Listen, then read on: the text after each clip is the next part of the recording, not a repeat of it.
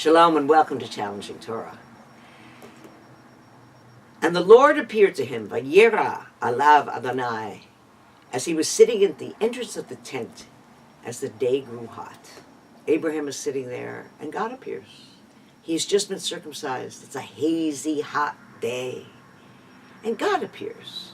But I thought God had no form. How does God appear to us?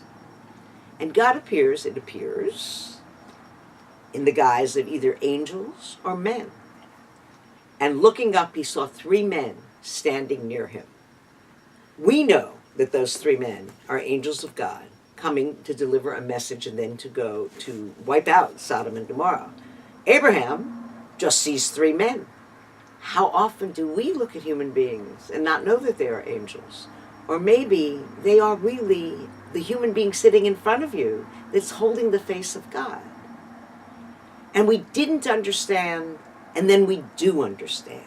And something appears clearly to us. In this time of tumult, it's become clear that many things that we didn't understand before have become clear. The divisions in our country, the fake appearances of people where we assume that they are one thing because we project on their appearances. Appearances are misleading.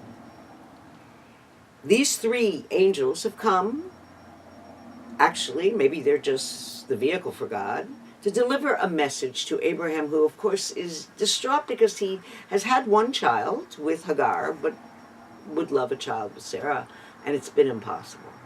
And they say, well, a year from now, we will return and Sarah will have a baby. And Sarah, when she's told the story, of course laughs.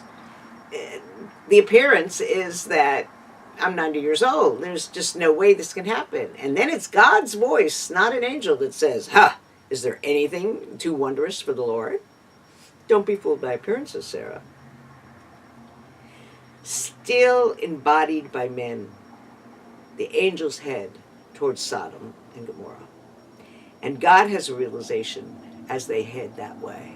God says, it appears to me, it appears to the Holy One, that maybe having promised to Abraham to be a blessing to the world, he should regard Abraham as not just a servant, but a partner. Should I hide from him what I am to do, God asks? Maybe I should share with him, for the outrage of Sodom and Gomorrah is so great. And here, Abraham, who now is in a new situation with God, maybe I'm God's partner. Abraham, the first Jew, takes it on, tikkun olam, and says, will you sweep away the innocent with the guilty? Wow, he challenges God.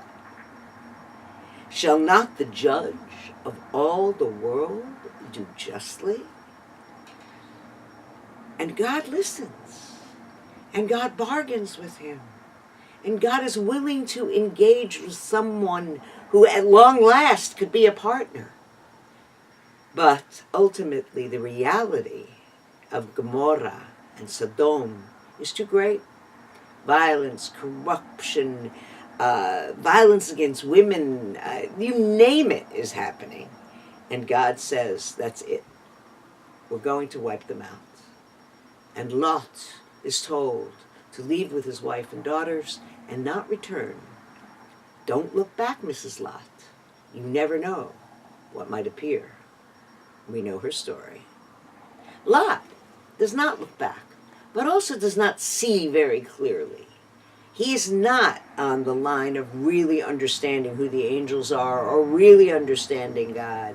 And interestingly enough, his daughters actually don't manage to see the town that survived down the road, think that they're the only survivors, and they seduce their father, get him drunk, and their progeny is Moab from their father, and they have tribes that come from them, because they didn't see that right down the road there was a village. We see what we want to see, and we don't see what we don't want to see until we're in a situation where we can't help it anymore. Our attitudes totally influence what we see. Next chapter, Sarah sees Hagar playing, and her son, Ishmael, playing mitzachek with her beloved son Isaac.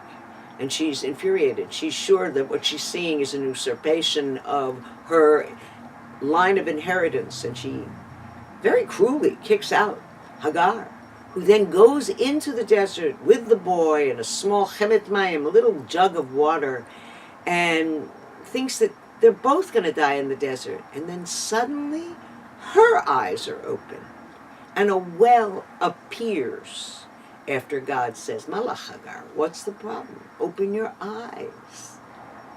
I've been there the whole time. And they survive and go off towards Egypt. The end of this Torah portion is one of the most difficult appearances. Abraham, this time, just says, Hineni, I got it, God. He doesn't see God. He's only hearing when he's told, take your son, your favorite son, the one whom you love, Isaac. Bind him at the top of a mountain as a sacrifice. I'll show you where to go.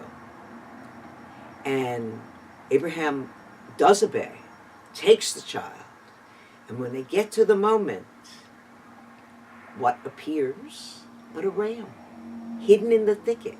An angel of God says, look up, open your eyes. And Abraham looks up. Child is saved. And the name of the mountain is Adonai Yireh. On the mountain of the Lord, there is vision. In this time of tumult, may our vision become clear, and may we know that what we see in front of us is probably much more complex than we thought at the beginning. Shabbat Shalom.